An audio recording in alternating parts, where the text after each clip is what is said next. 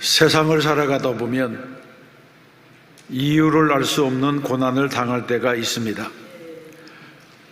고난은 마치 풀무불과 같아서 인생을 고달프게 하고 삶을 괴롭게 하고 나를 무력하게 만들기도 합니다. 대부분의 사람들은 고난을 당할 때에 대뜸 내가 무슨 죄를 지어서 하나님께 벌을 받는구나, 이런 생각을 하기도 합니다. 실제로 고난은 우리의 죄의식을 자극하기 때문에 쉽게 죄책감에 빠지게 합니다. 그래서 고난을 당할 때에 긍정적인 자세를 가지는 것이 너무나 어렵습니다. 나의 고난에 대해서 주변의 사람들은 대수롭지 않은 일처럼 위로하지만 당사자인 나는 몇 마디의 말로는 위로를 받지 못합니다. 우리들의 무의식 안에는 무속신앙으로부터 온 신관이 있습니다. 한국의 무속 종교가 가지고 있는 신관은 변덕스러운 신관입니다. 나에게 잘해주다가도 갑자기 토라져 버리는 신, 제사상에 무언가가 빠졌다고 투집을 잡고 문제를 일으키는 신, 손발이 닳도록 빌고 빌어야 겨우 마음을 돌이키는 속이 좁은 신, 또 내 죄를 용서하지 않는 무정한 신, 이런 신관이 무속적인 신관 속에 있습니다. 이처럼 한국 무속 종교가 가르쳐준 신관은 변덕스럽고 종잡을 수 없는 신입니다. 그래서 우리는 세상을 살아가면서 고난을 당하면 쉽게 신이 노했다고 하는 생각을 하면서 죄책감에 빠지게 됩니다. 이것은 잘못된 신관입니다. 오늘의 본문도 이와 비슷한 경우입니다. 17절에 보게 되면 이 일 후에 그 집 주인 되는 여인의 아들이 병들어 증세가 심히 위중하다가 숨이 끊어진지라, 이렇게 말씀하고 있습니다.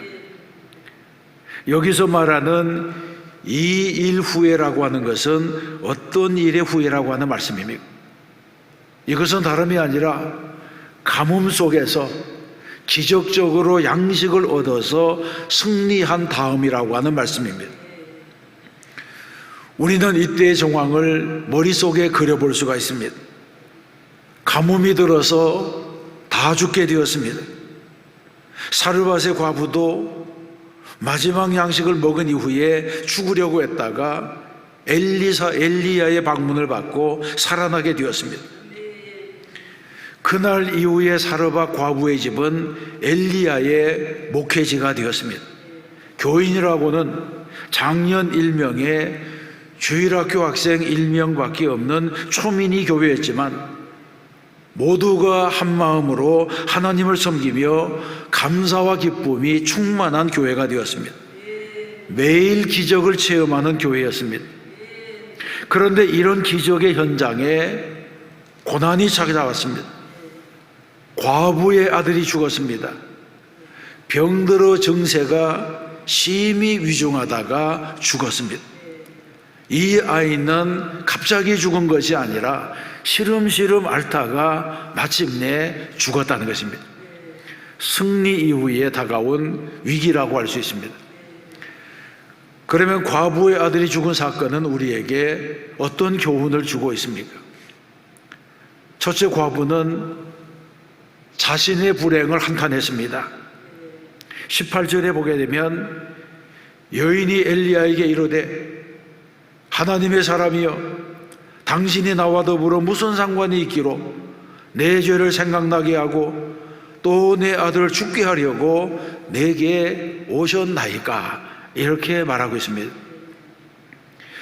이 과부는 불행한 일을 당한 사람의 원망과 넋두리를 가장 잘 표현하고 있습니다. 과부는 엘리야를 하나님의 사람이여 이렇게 부르면서 하나님의 사람과 함께하는 일에 어찌 이런 불행이 일어날 수가 있습니까? 이렇게 묻고 있습니다. 이 말에는 믿음의 길에는 만사 형통의 축복이 있어야 한다고 하는 생각이 담겨져 있습니다. 또 이 여인이 말하는 내 죄를 생각나게 하고 하는 이 말에는 불행한 일들의 원인이 자신의 죄와도 관련이 있다고 하는 암시가 있습니다. 아들이 죽자 잊어버리고 있었던 자신의 죄가 생각이 나서 자책하는 마음이 든 것입니다. 이것은 누구나 쉽게 할 수 있는 생각입니다. 더 나아가 과부는 엘리야가 자신의 집에 찾아온 것 자체가 불행의 원인인 것처럼 말합니다. 내 아들을 죽게 하려고 내게 오셨나이까, 이런 넋두리입니다. 우리도 가끔 예수를 믿고 난 이후에 고난을 당하면 이런 소리를 하게 됩니다. 예수 잘 믿은 결과가 이것이란 말인가? 예수를 잘 믿었는데 왜 내게 이런 불행이 온다는 말인가? 이런 원망을 한다는 것입니다. 방송 작가 중에 이재우라고 하는 분이 있습니다. 이분은 송암거사라고 하는 별명을 가질 만큼 아주 불교에 심취한 불교 신자이고 고향에는 자비로 불당까지 세운 사람입니다. 이분은 예수 믿는 사람을 극도로 혐오하는 사람이었습니다. 그런데 어느 날 친지가 이분에게 성경 한 권을 선물했습니다. 그런데 이분은 성경을 겉들어 보지도 않았습니다. 그러다 어느 날 문득 책꽂이에 방치되어 있는 그 성경을 손에 들고 그 성경을 읽어 나가다가 예수님을 만나게 되었습니다. 특별히 복음서에서 예수님께서 가난한 자들의 친구가 되시고 병자들의 친구가 되시고 억울한 사람의 변호자가 되시고 마침내 십자가에 못 박혀 죽으셨다고 하는 그 장면을 읽고는 이 사건을 좀 더 자세히 알고 싶어 했습니다. 그래서 주변에 성경 공부를 하는 사람들이 모임에 들어가서 성경 공부를 하다가 완전히 변화받은 신자가 된 것입니다. 그런데 웬일인지 예수 믿고 나서 마음의 기쁨은 충만한데 생활은 점점 어려워졌습니다. 마침내 5 식구가 길거리에 나앉을 만큼 형편이 어려워졌습니다. 그때 이분은 사람들에게 2가지 소리를 들었다고 합니다. 하나는 이런 시험과 혼란은 너의 믿음에 대한 도전이고 그것은 하나님의 사랑이라, 이렇게 말하는 격려의 말, 주변에 있는 신자들이 해주는 말이었습니다. 다른 하나는 신을 바꾸어서 그렇다, 예수를 믿어서 그렇다, 다 부처님이 노해서 그렇게 된 것이라고 하는 비난입니다. 여러분, 예수 믿고 더 잘 되었으면 얼마나 좋겠습니까? 그런데 예수 믿고 난 다음에 하는 일마다 잘 안 되어서 실망이 가득한 마음에 이렇게 가슴 아픈 비난까지 듣게 되었습니다. 그런데 이런 비난을 들은 당사자는 정작 이렇게 생각했다고 합니다. 만일 이런 어려운 가운데 내가 예수님을 알지 못했다면 어떻게 되었을까? 내가 찬양하지 않고 기도하지 않았다고 한다면 어떻게 사망의 음침한 골짜기를 통과할 수 있었을까? 이런 생각을 하게 되었습니다. 그만큼 이분의 믿음이 자란 것입니다. 그래서 고난 가운데서도 감사하고 감사했다고 하는 간증을 했습니다. 사르밧 과부는 아들을 잃자 믿음이 흔들리면서 원망의 화살이 가슴에 날아와 박혔습니다. 깊은 상처를 받았습니다. 그리고 그 고난과 자신의 죄를 연결시켜서 자책하는 사람이 되었습니다.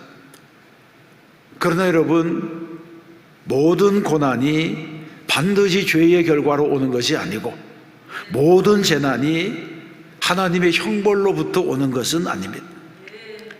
제자들이 어느 날 나면서부터 맹인된 사람을 보고 라삐여, 이 사람이 맹인으로 난 것이 누구의 죄로 인함이니까? 그렇게 물었습니다.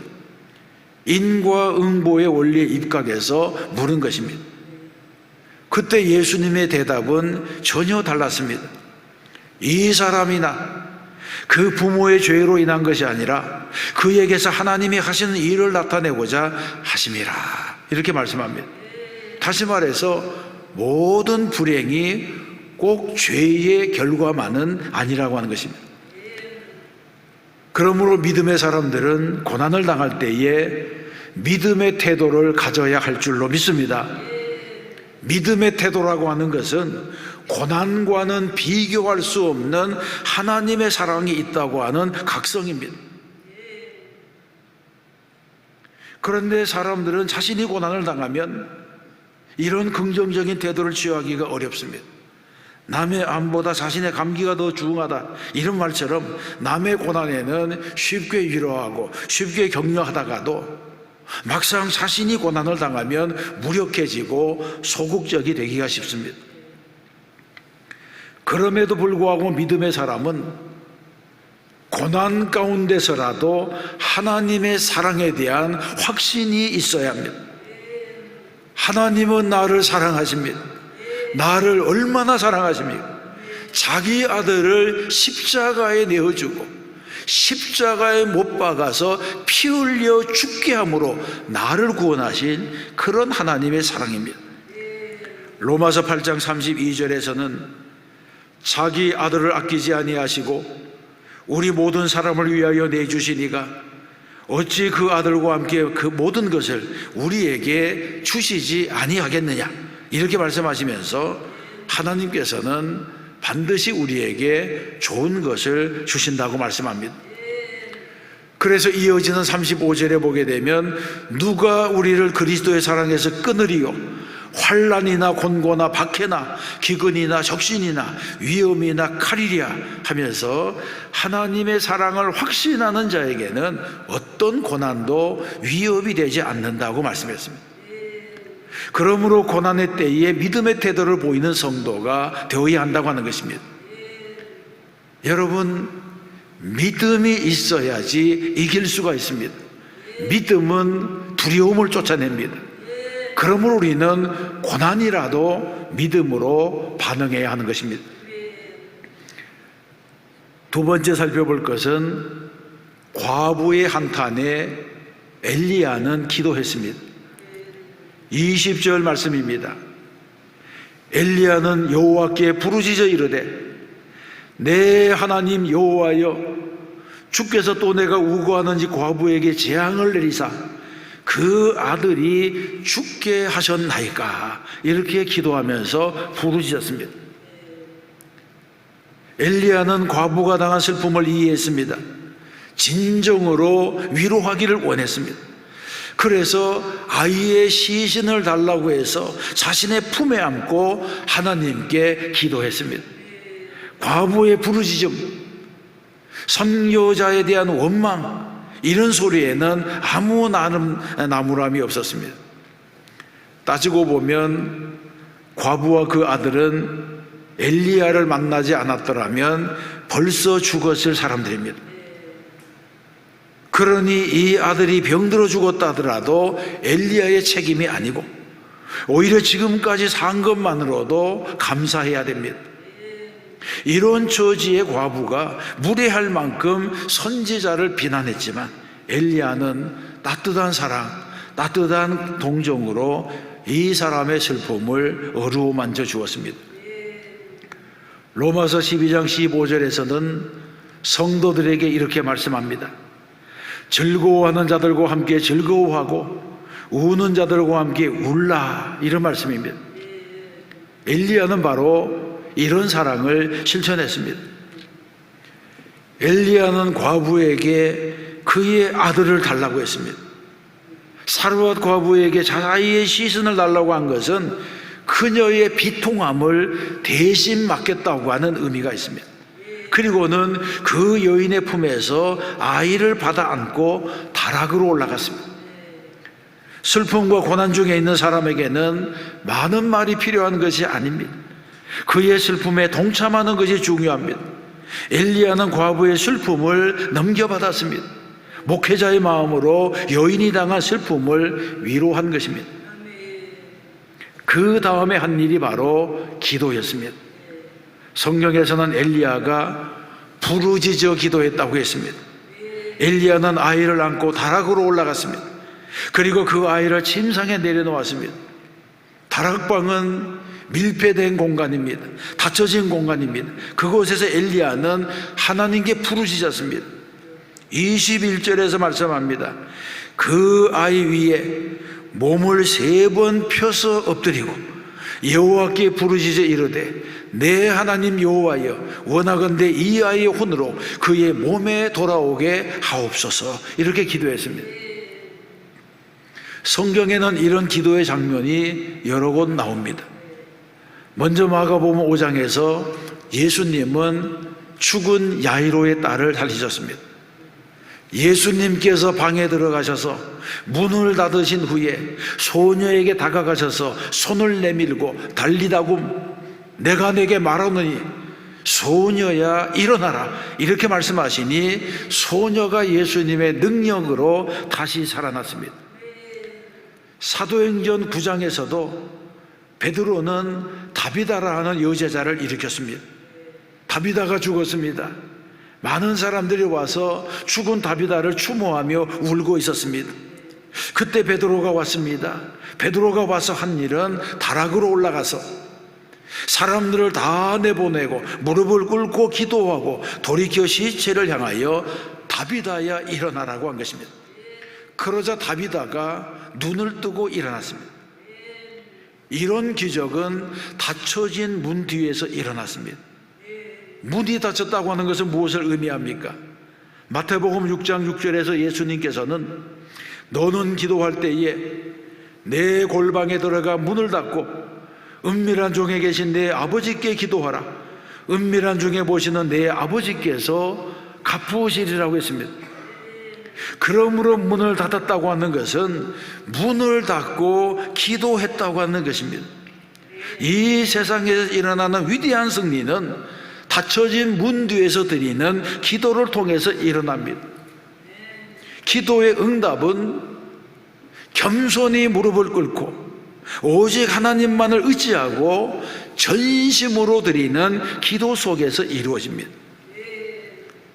여러분은 문을 닫고 히스기야처럼 한나처럼 하나님께 간절히 매달려 본 적이 있습니다. 주님은 오늘도 우리의 기도를 들으시기를 원합니다. 전심으로 드리는 기도를 기다리십니다.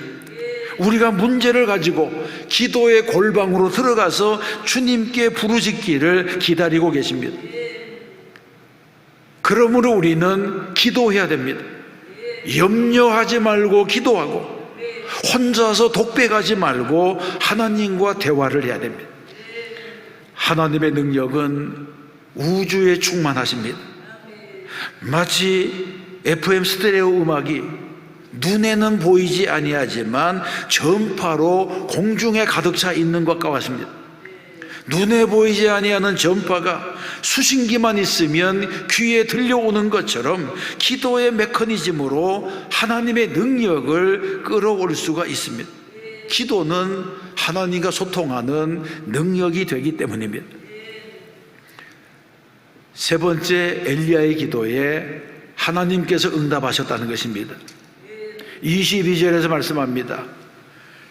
여호와께서 엘리야의 소리를 들으심으로 그 아이의 혼이 몸으로 돌아오고 살아난지라. 아멘. 하나님께서 엘리야의 기도를 들으셨습니다. 과부의 비통함을 돌아보셨습니다. 그래서 아들을 살려주셨습니다. 성경에서는 그때의 일을 그 아이의 혼이 몸으로 돌아왔다 이렇게 말하고 있습니다. 그러자 아이를 돌려받은 여인이 말합니다. 내가 이제야 당신은 하나님의 사람이시요 당신의 입에 있는 여호와의 말씀이 진실한 줄 아노라. 아멘. 그렇습니다. 하나님의 나라는 말에 있지 아니하고 오직 능력에 있다고 했습니다. 저와 함께 영락교회에서 동행했던 목사 가운데 김충홍 목사라고 하는 분이 있습니다. 지금은 이분이 미국에 가서 목회를 하고 있습니다. 한 번은 이분이 자기 집안이 예수를 믿게 된 내력을 이렇게 간증했습니다. 자신들은 저 경남 산골짜기에 살았기 때문에 그 부근에는 교회도 없었고 예수 믿는 사람도 없었고 전도하는 사람도 없었다는 것입니다. 그런데 그 집안에 큰 할아버지가 세상을 떠나서 장례를 치르게 되었습니다. 3일장을 치르는데 발이 나기 전날에 이제 상주들이 병풍 뒤에 관이 있고 그 병풍 앞에 앉아 있는데 병풍 뒤에서 자꾸 이상한 소리가 났습니다. 그 방에 있던 사람들이 다 놀라가지고 도망을 갔는데 이 김 목사님의 할아버지가 그 관에 다가가서 귀를 대어보았다는 거예요. 근데 분명히 안에서 무슨 소리가 들렸습니다.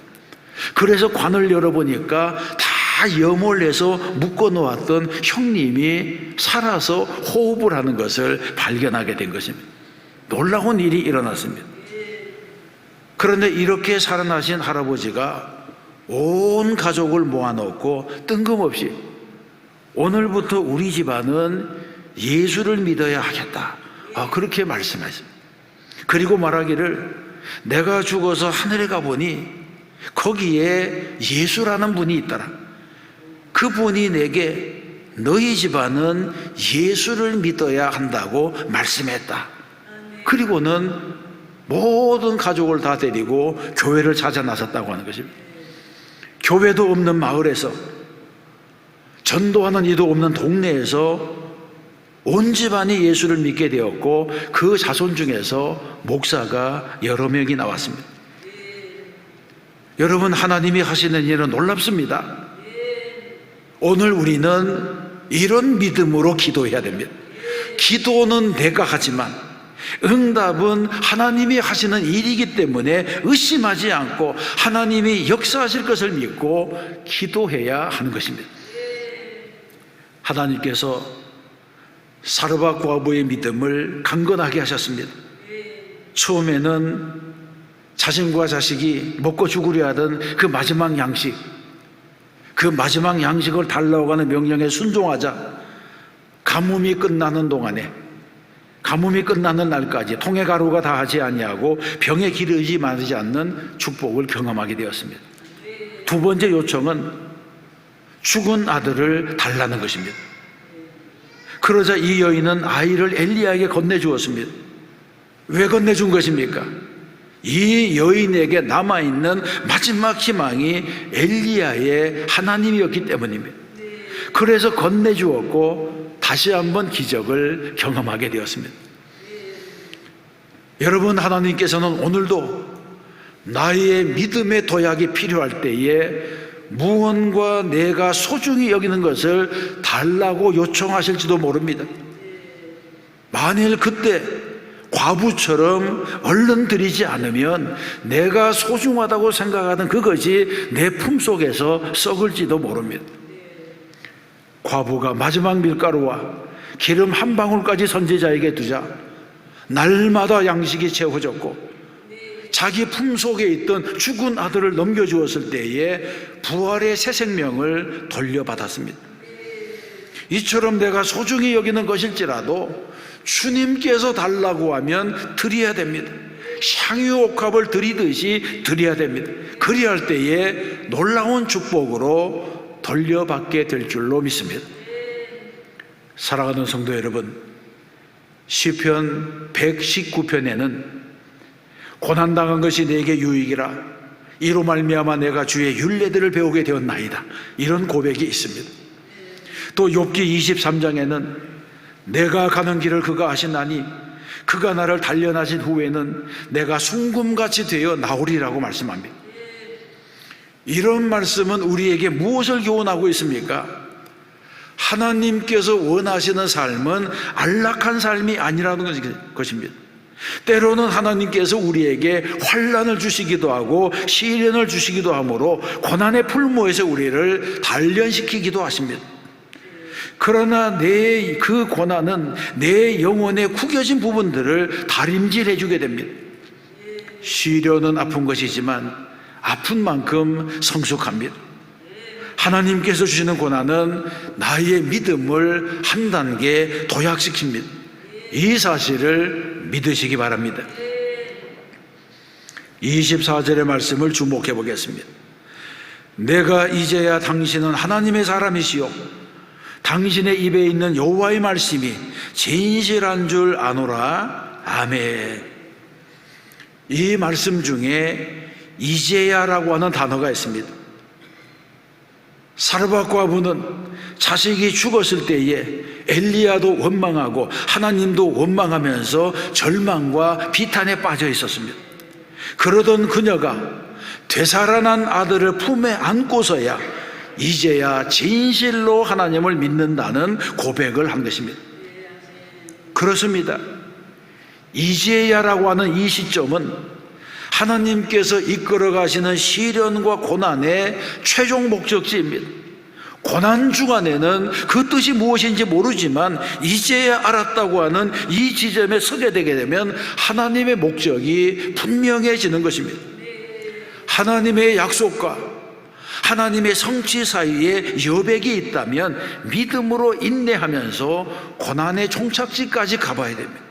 고난의 종착지까지 가보면 이제야 깨달았다고 하는 환희와 기쁨을 맛보게 되는 것입니다. 이 복을 받는 성도가 되어야 할 줄로 믿습니다. 기적 이후에 시련이 오고 축복 이후에 기갈이 올 수 있습니다. 이때 어떻게 반응해야 됩니까? 믿음으로 반응해야 됩니다. 환난과 시련을 믿음으로 반응한 대표적인 예가 요셉입니다.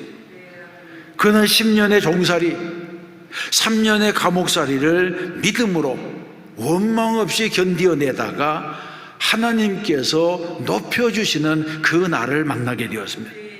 다니엘의 세 친구인 사드락과 메삭과 아벳느고도 쇠를 녹이는 풀무불 앞에서 그리 아니하실지라도의 위대한 신앙 고백을 하자 하나님께서 살려주셨습니다.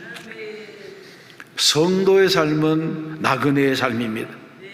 모든 인생은 공중 권세 잡은 자들의 활개치는 세상에 노출되어 있습니다. 그래서 우리에게 기도가 필요합니다. 우리는 형통할 때나 환난의 때나 변함없는 믿음으로 승리하는 성도가 되어야 할 줄로 믿습니다. 또 한 주간 믿음으로 살고 말씀대로 살아 승리하는 저와 여러분 되시기를 주님의 이름으로 축원합니다.